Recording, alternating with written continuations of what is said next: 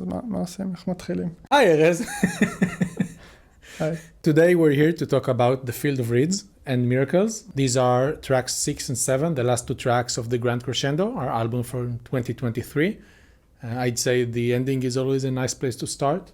Sounds like a Marvel tagline or something. I think from all the songs that I wrote for the band, this is the one that I was the most sure about in terms of basically everything. The song structures, the chord progressions, how everything was put together. Different pieces of the songs are in different files. Some files have only guitar, some files have only bass. It was quite a challenge to put it all together, but I've always had a very clear picture in my head of how everything should look like. I knew this was going to be the album closer just because how long and epic I felt it would be. I think this is my best writing for the band in terms of musically and lyrically. Yeah, I think the combination. Yeah, and like everything put together. About the story of the song in general, before we dig into the specifics, for this song, Erez asked me to like dig deeper into myself and write about something that makes me feel. I generally don't like feeling. The best lyrics we have, I think, maybe apart from this, is Hiraith, I think. It was like really raw emotion and that's why and all of the songs we're reading, I mean, by that point, maybe not all, but most of them was like big stuff happening and like story of peoples and like big events, planetary events and stuff like that. So I thought it would be nice to try something more personal. Yeah. So after some thinking about what I want to write about, I consulted the guys too. I decided to write a story about death. So I decided to write about two different incidents I had encountering death, one of which was the death of my grandfather, which happened right before I started writing this, so it was all very raw. And the other one was my brother's death when I was 7. My brother died of cancer. He was 3 or 4. I don't remember much of it. Thank you, denial. But yeah, it all kind of started bubbling up when I wrote this song. If you wanna like read more about that, about those stories, you can check out Sebastian's or Bass's review on the Prog Space. When he wrote the review for the Grand Crescendo, he sent me some questions, like a semi-interview over email.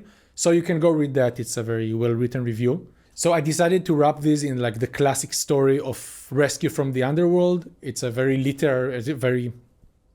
it's a literary classic, dating all the way back to ancient Greek mythology with the story of Orpheus and Eurydice. It wasn't just a story about death or grief. It was also a story about obsession, which my grandfather was a very obsessive person. And it was also kind of a nerdy thing to do, which is very important to me because I'm a very big nerd. And putting it all together in the setting of Egyptian mythology, it just seemed cool to me. And it also made sense in Egypt because of just how their afterlife worked with the Field of Reeds and weighing of the heart and all that. We'll get into it as we progress with the song. For the intro, I knew what I wanted to have happen, but I just couldn't put it into words because I'm not a very techie guy musically. So Erez, maybe you wanna tell us what happened? I think what you said is, I have this riff and I want it to sound like rain, maybe you said? I wanted like rain guitars? Yeah, I said so, mind, yeah, right? I think I called it rain guitars, yeah. And I don't know how I understood it. It meant putting the distorted guitars, like the rhythm guitars, and basically everything, all of them mixed through a filter. A band filter, right? Basically, yeah, it's like a high cut, low cut kind of thing. I mean, we're a band and it's a filter, so yeah, it's a band filter. It starts in a very sharp band pass, without very high resonances. And I mean, this is the rough mix, but basically in the final thing, I think I actually said like from this frequency to that frequency, and they, I mean, Carlson and Grant. Yeah. Slovak and McFarland. Yeah, they kind of did almost the same thing. So, and this is the guitar parts. We have four rhythm guitars. As we always do. Yeah. Yeah, two for each side. Rain guitars. Rain guitars.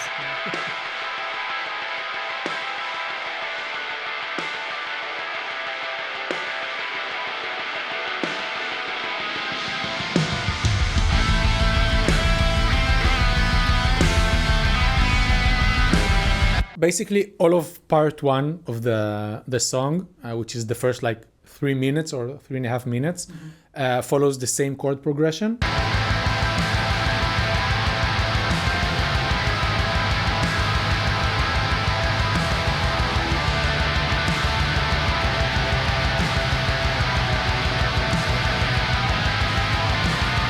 We start with a guitar solo in 6/4. I think this is the part of the album that Oz took the most time to write this specific solo. I don't write Oz's solo. Even when I write riffs and stuff, I never write his solos. The most I ever wrote is like maybe the first 2 bars of the solo in Hiraeth, and that's it. Yeah, I think so. I'm not sure. But yeah, so Oz wanted to write this. I think I remember he wanted to improvise a bit, but then he just took a very long time to write this solo. He wanted it to be very epic and emotional, and I think he nailed it. Yeah, I mean, starting the song into the solo. Yeah, it's a very powerful start for the song. Yeah. When we recorded it, I think maybe it was Oz's idea. I'm not sure. We recorded like a harmony for the solo, like Iron Maiden style. I don't remember whose idea. Like major thirds or something. We can just listen to the harmony part.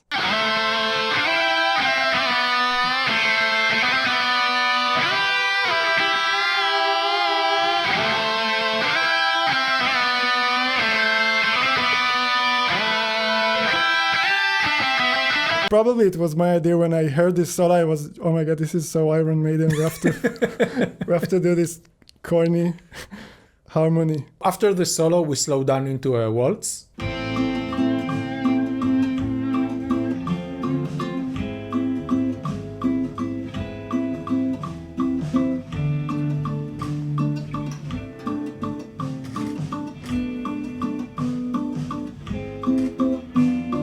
So a waltz is like my thing. I really love waltzes. You can find one in every Obsidian Tide album, and it's always my fault.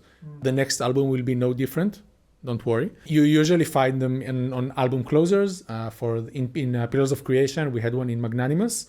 But in that song, like the bass played the waltz part. There was like no bass line. Oz played a very soft lead, and I took the waltz part. And here I let Oz play the waltz part, and I played a bass line, but it really wasn't a traditional waltz bass line. It was very like intricate, and it moved around a lot. And I remember when we recorded it, you told me, if you want it to sound like a waltz, maybe play a waltz bass line. And I said, no, I like this. We're gonna do this.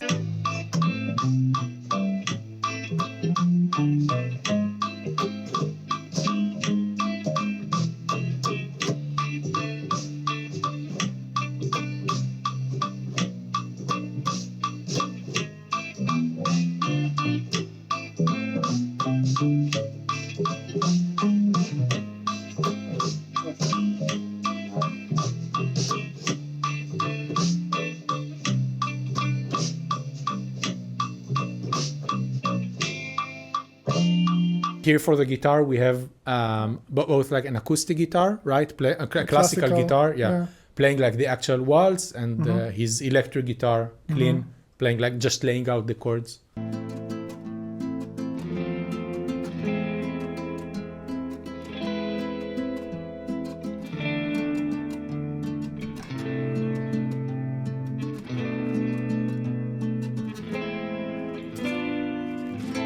This is where the lyrics first come into the song, in the waltz part. And this is where we like set the scene. A child is born, then dies of disease. The parent, whose point of view we are getting in this song, like the protagonist, is angry at the gods for killing the child. That seems very setting appropriate. We also have a very nice flute solo in the middle. I think Danielle did a really good job on this song, and all of the Egyptian themes and stuff. When we get later, she played the Egyptian flute. It was really nice, and I think it was really fitting for this song. How we usually work with Danielle is that we send her a bunch of drafts. Like these are the demos of the songs. Do your thing, we sometimes tell her we want a solo here, we want some backup here, but she comes up with a lot of parts of her own. She improvises a lot, so we had like we do like a few takes, and then I just choose the take we want, basically. Draw from different takes, but mostly it's one take.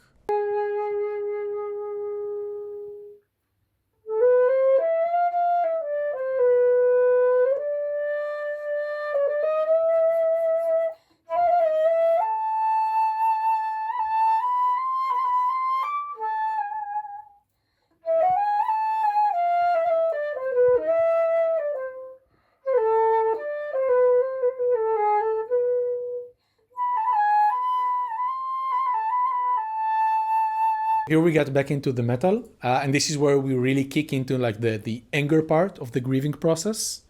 The parts before of the waltz are meant to feel more delusional, like what you're going through autopilot, like how you remember stuff that happened when you were just drifting through an event that happened to you.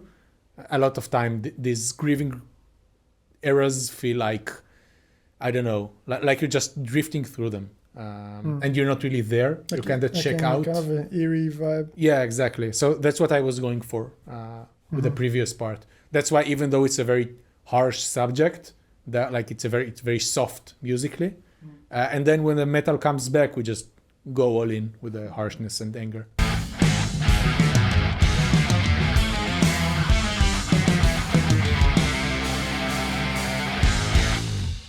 Always when there's breaks, you like want me to solo on breaks, and I just want to not solo Yeah. on breaks. So I think we kind of agreed that this one is gonna be like how do you call it? Unison? No, just a stop.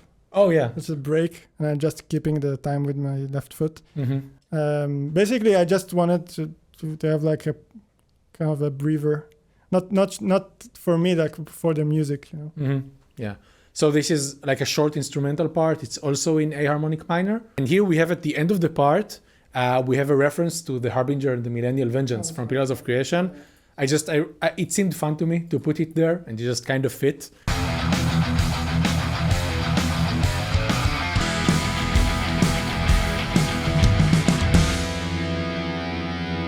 Now we're getting into part 2. Story-wise, part 2 is where the protagonist, decides to go to the underworld to rescue their son.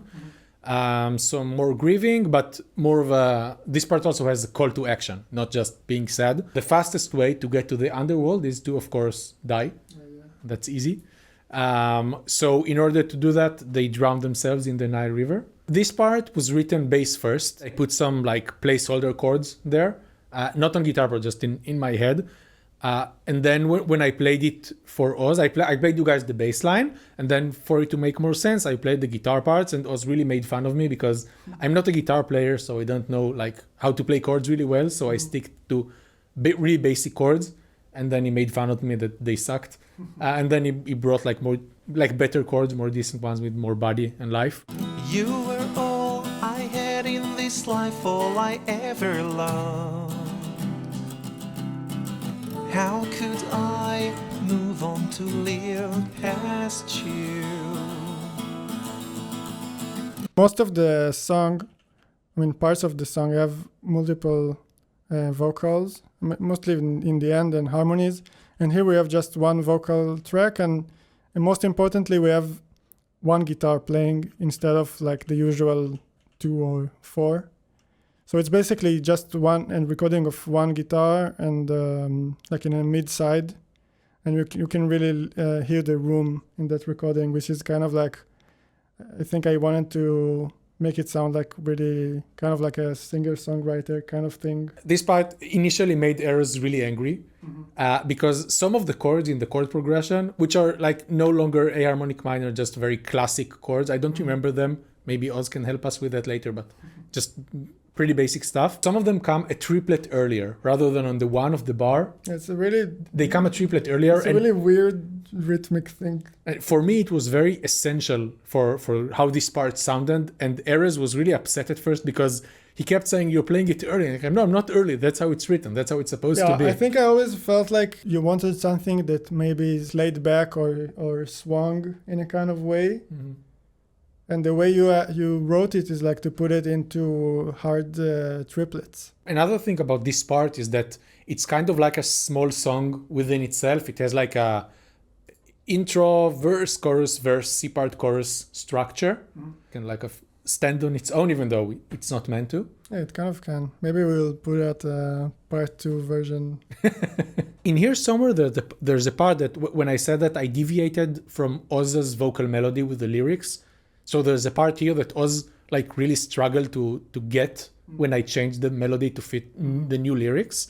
Clear as day, following you is my path.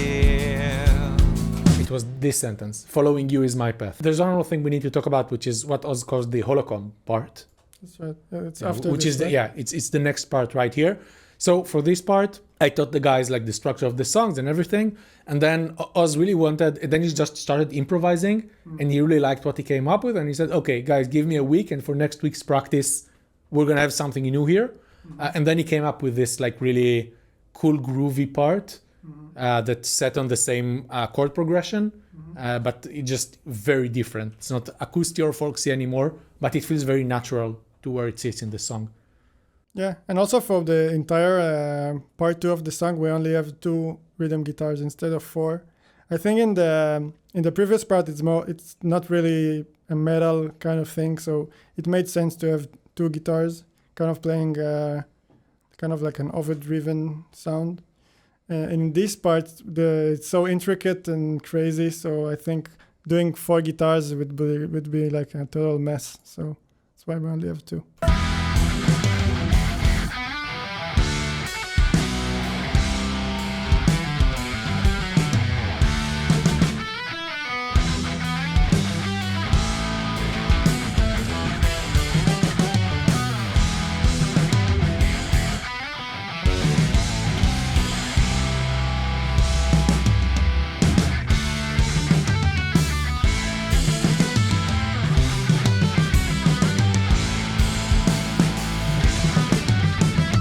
I realized we have a hidden shaker in the holocom. Listen, You should barely hear it's it. inaudible, yeah. Yeah, we always have errors. Like after we do everything, we let errors have fun with percussion, come up with crazy parts. Yeah, and it's like mostly kind of like a Mastodon type of thing, but just to drive the song forward. Mm-hmm. Yeah, I remember that we listened to some Mastodon song. I think it was something for Ember of Sand, and we just noticed that what makes the song like rock so hard was like a shaker or something. Yeah, and it's that really just loud. drive the song so forward. Okay, so let's get to part 3. Story-wise, this is the climax of the story. In this part, the parent gets to the underworld, gets their heart, which they believe to be light, weighed on Ma'at's scales. She's like the goddess of justice or something. When you die, she weighs your heart, and if it's light like a feather, I think it's an ostrich feather, even though ostriches are quite big and heavy. By the way, I learned that ostriches are the only birds on Earth that poop and pee and don't do it together, like in the same pile. Anyway, so they put it on the scale, and they believe their heart.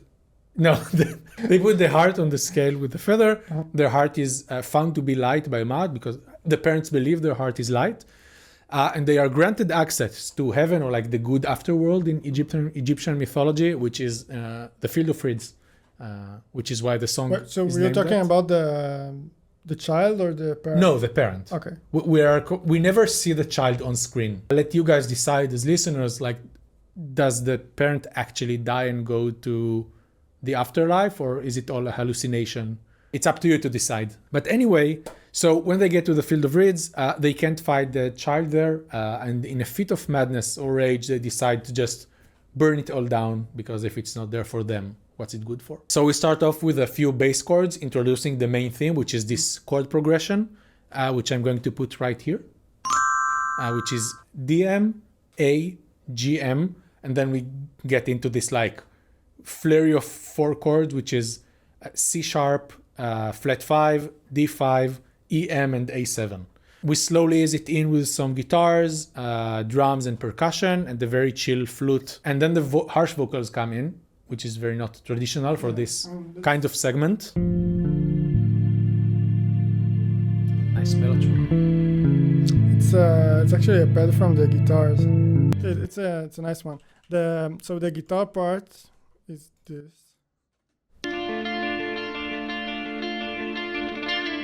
But it hasn't come in yet. That's right. So you can see that it was meant to come in before that, but what I did was just mute that part, and I exported just the reverb, which is like a really dreamy kind of reverb, kind of shimmery, and I also sent it to the mix. But the start of the part is like without the clean guitars, just the reverb. So that's like it sounds like a kind of pad, like a mellotron or something. Oh, that's really cool. I didn't know that.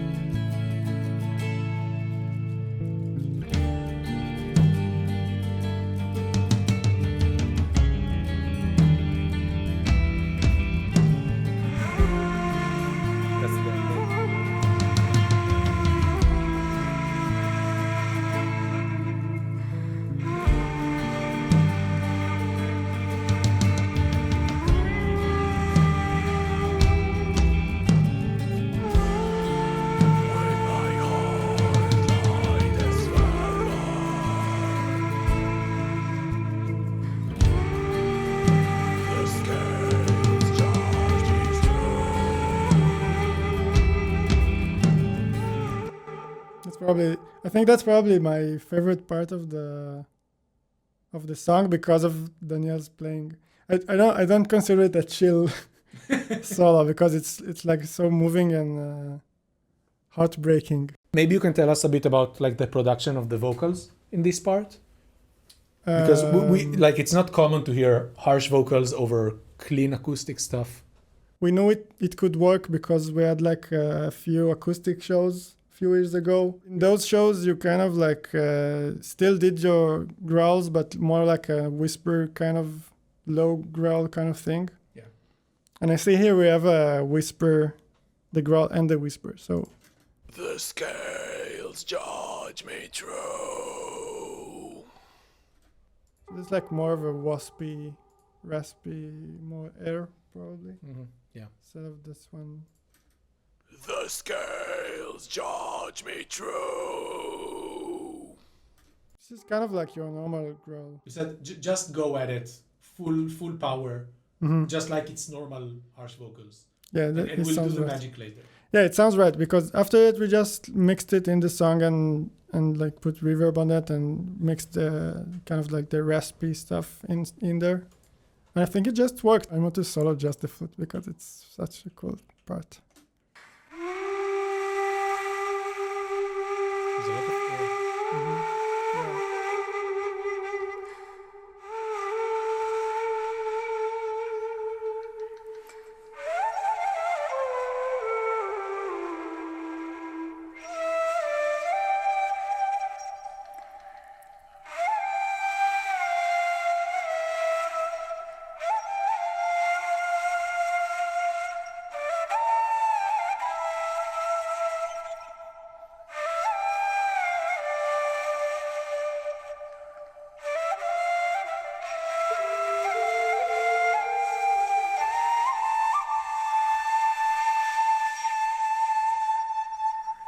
Now we get into the heavier part of the last part of the song, basically. Yeah. And this is where we come in with the clean vocals over the more metal stuff. And in this part, the chord progression basically stayed the same, but sometimes we switch one of the minor chords, I think it's the G minor, into a G major for variation. I think that was Oz's idea. Okay, so for the last part, before the guitar solo, we have the harsh vocals. But then we also have a guest. Yes. on drums. You want to tell us about it? We recorded the drums at the Polar Studio. Here in Tel Aviv. Yeah, in Tel Aviv. They recorded by Aryeh Aronovich. And the drum tech and studio owner, drummer is Roy Chen. The guys wanted for this part like this really fast death metal double bass part. I knew I couldn't play, not for a million years. I think it really sometimes doesn't come out, and especially since reviews don't get it or sometimes just outright lie about it. Erez and I are not technical players. Oz is a really technical player, but Erez and I usually play simpler parts that serve the melody, serve the song. We don't do technical stuff. It's just not us. I didn't want to play something I'm not comfortable with and wouldn't sound good. That's basically it. So I told Roy that it will be really nice if he played it. And Roy, like he used to be a metal drummer, but he hasn't played metal in years. When we recorded, he just came back from recording like a folk album in Turkey. Yeah, it's like a Persian album. Yeah, like a folk Persian rock. Yeah, rock. Yeah, it's like 70s Persian rock. Oh, okay. Kind of thing. So he just came back, and he like we knew he wasn't in shape to play metal, but then he came and we asked him, maybe you could do that, and he listened to it once, maybe like to half of it or a third of it, and he said, yeah, it's fine, I get it. And then it took him 2 takes, and he nailed it.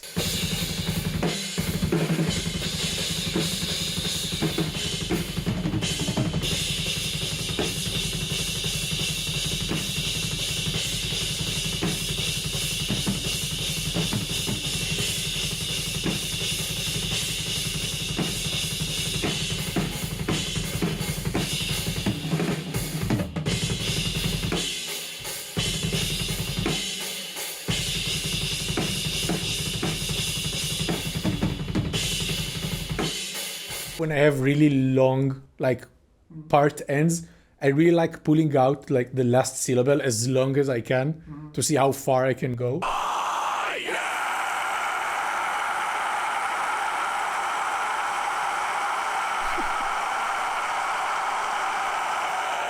Oh, you want to tell them about the goblins? Do we have goblins here? Let's see. So we have the normal left and right growls. We shall burn by my... And we have a higher one, which it might be the goblin one. And so we shall burn by my...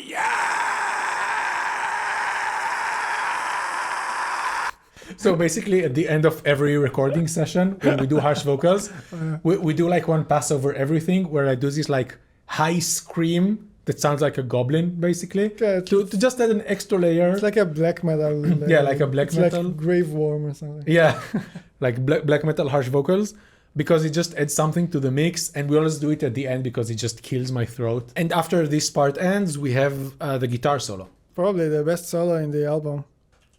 I mean, it's definitely one of my favorites.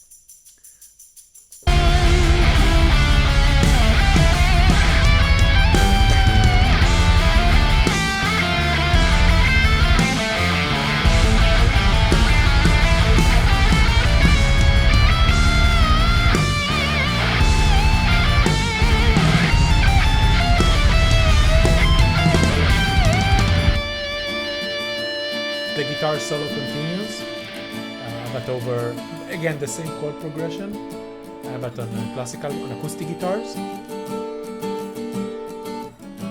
Now the solo comes back.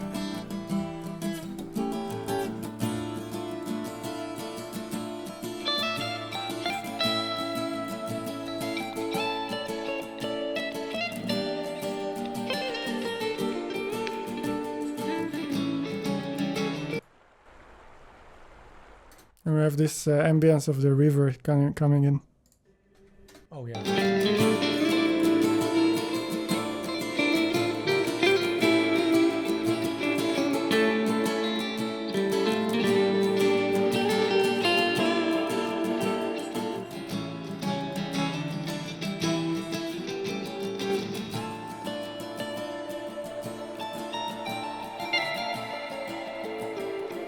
So this is basically the end of the song, and now we go into Miracles, which is the fourth part of the Field of Reeds. For some reason, we put it in another track on the album. I don't remember why. I thought maybe someone will want to listen to that part just by itself, because it's not really metal. Story-wise, there are no lyrics here, but this is like the aftermath of the story. The protagonist is pulled out of the river, and life goes on. I really wanted to have the river ambience, to just, to have the river there. So the end of the lyrics is when he's pulled out from the river? No, the end of the lyric is when he bursts down the Field of Reeds. Everything else is implied. All right. It's not in the lyrics. So for you, it's like he went into the river to kill himself or herself, and then in the last moment, someone pulled her away. Yeah, exactly. Someone pulls them away, like, you don't have to die. I don't know if that constitutes a happy end. I mean, we don't really get happy endings, It's just an ending, a real just ending. continue with your life. Yeah, exactly. Life goes on. That's why I wanted to have we have some ambience of children laughing too. And I feel like it's a really strong symbol of life goes on. Yeah, I think production-wise, I think you only had the guitar part in here. Right. So actually, Miracles was the first part of the song I wrote. I wrote it back during COVID, when COVID first started. I still lived with my parents, and they lived in the countryside, like a big house and a big backyard. And from the backyard, there was a view of an orchard in the back. And I remember sitting in my father's hammock and just jamming this part on the guitar. And this is how it all started. And with a major transition we have later and everything. And at first I thought, maybe this is too happy. And then I recorded it in my phone and I sent it to you guys and to Leah from Tilian, our friend. And you were all like, yeah, this is fine. It's not too happy. So we used it. And I remember I drove by to your house someday, again during like the height of the COVID lockdowns. And we built your new computer together or something. This computer. And I played this part and you were like, okay, this is fine, but what do we do with it? Because it was just a bunch of chords that ended up being way too happy. So that's how the song started with how it ended. Yeah, so I think it was kind of a challenge for me to produce this part of the song because we only had the guitar parts to go on. Yeah. So I think I suggested the solo, but maybe that was after. Probably that was after we actually. The solo is in the previous part. It's not in Miracles. Yeah, you're right. We did the clean solo over the end of the song to transition into this. Yeah. And the solo is kind of like fading into reverb, which comes in here, and then we have the river sound effect coming in. And I remember when we recorded the guitars, we did it in the studio. Yeah.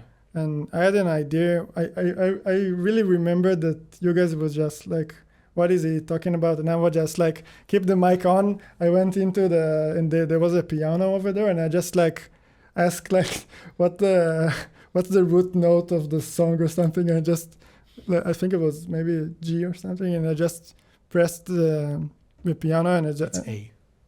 Probably. So yeah, just like I played a few A maybe and D's. Maybe I don't know. I remember I played a few A's like with a sustain on. We recorded that on a single track, and then afterwards when I got home, I kind of like I flipped it so it's reversed. It sounds like that.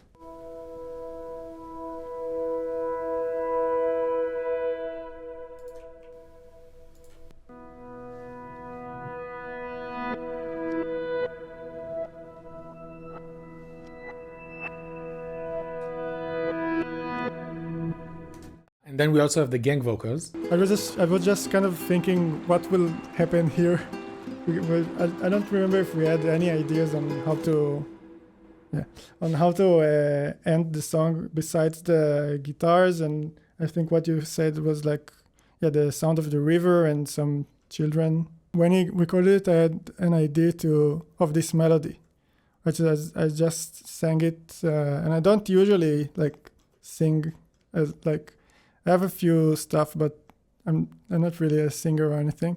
But I just had a talkback mic, so I I just instantly recorded it in the talkback in the studio, so I would remember it.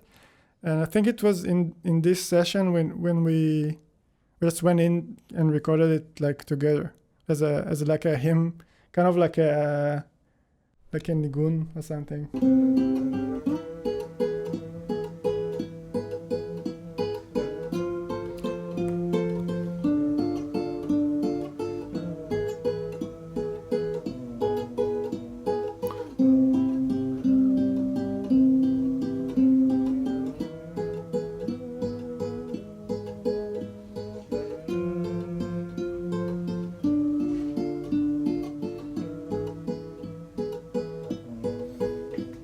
I remember that when Erez suggested this idea, I was like, I don't know what the hell you're up to. I don't get it, but let's try. I mean, yeah, it sounds like kind of like a Hasidic Jewish a little thing. bit, yeah. And the melody also reminds me of like traditional Jewish stuff, Yeah. which is probably, I think, the only traditional Jewish music we ever did So far. so far. This is the only time in my life I've ever recorded clean vocals because I can't keep pitch to save my life. I'm a horrible singer.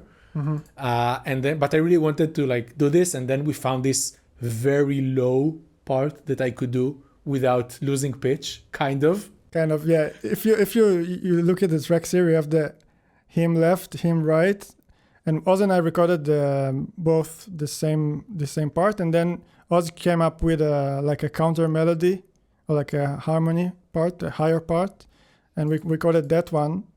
And then we have one track with Shachar, and it says background on it, Yeah. which is like really low Yeah. in the mix. But altogether, I think it's pretty nice. And also, I didn't care so much about us not being in pitch because it's like guys on the river singing. It's not supposed to be like this whole produced perfect kind of thing. The future feels so innocent. I love it.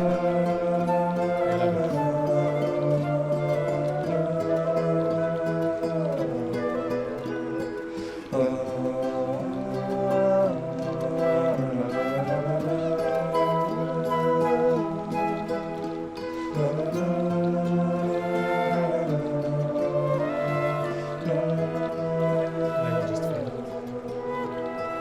So that was the Field of Reeds Yeah, and Miracles.